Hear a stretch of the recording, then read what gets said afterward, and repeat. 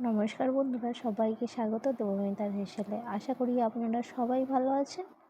আজকে আবার একটা নতুন রেসিপি নিয়ে আপনাদের কাছে হাজির হয়েছি। বাচ্চাদের খুবই পছন্দের একটি রেসিপি, ক্রিসপি চকলেট বল আর ক্রিসপি চিজ বল। চলুন তাহলে দেখে নেওয়া যাক আমি কী কী নিয়েছি এর জন্য। আমি এখানে প্রথমেই আলুগুলোকে সেদ্ধ করে নিয়েছি।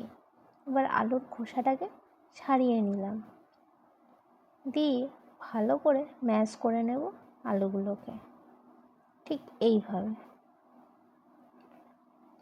আর আজকে আমি দু রকম পদ্ধতিতে দেখাবো কিভাবে এই ক্রিসপি চকলেট বল আর চিজ বলটা তৈরি করেছি।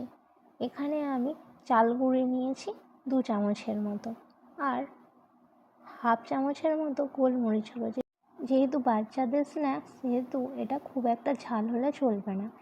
এবার আমি এখানে পুরের জন্য 2টো ডেয়ারি মিল্ক নিয়েছি। ডেয়ারি মিল্কগুলোকে টুকরো টুকরো করে নিয়েছি। নেওয়ার পর আলুটা যে মেখে রেখেছিলাম, আলুটাকে একটু লেচি কেটে পুরের মতো চকলেটগুলো ভেতরে দিয়ে ভালো করে বলের আকার তৈরি করে নেব। এইভাবে আমি পরপর সবগুলোকে তৈরি করে নেব, ঠিক এইভাবে। আর আমি আগে থেকেই ওভেনে কড়াইটা বসিয়ে দিয়েছি গরম হওয়ার জন্য পরিমাণ মতো তেল দিয়ে। এটা খুব একটা হাই ফ্লেমে করলে হবে না, যেহেতু চকলেটটা গলে বাইরে বেরিয়ে আসবে।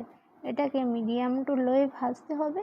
অল্প একটু নাড়াচাড়া করলেই ভালো মতো ভাজা হয়ে যাবে।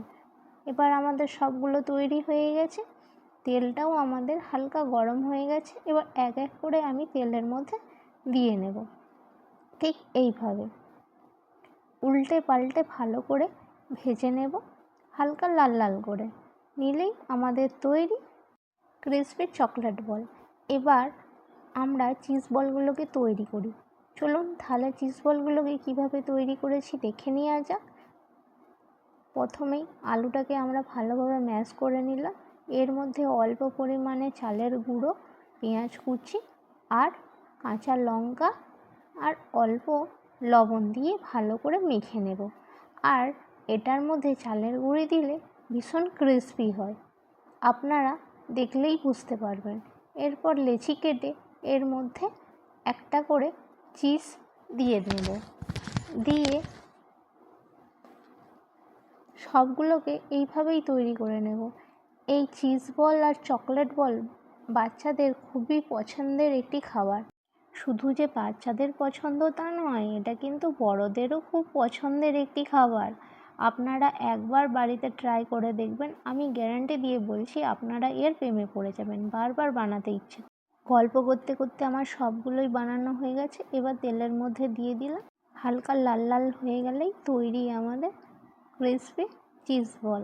দেখুন চকলেট বলের ভেতরটা কতটা সফট ও চকলেটটা কত সুন্দর গলে গেছে, আর চিজ বলেরও তাই, চিজটা কত সুন্দর গলে গেছে। যেহেতু গরম, খুব একটা ভালো করে আমি হাতে ধরতে পারছি না। তাহলে আমার ভিডিও যদি আপনাদের ভালো লেগে থাকে, লাইক, কমেন্ট, শেয়ার ও সাবস্ক্রাইব করবেন আমার চ্যানেলটিকে। আর ফেসবুক থেকে যারা দেখছেন ফলো করবেন।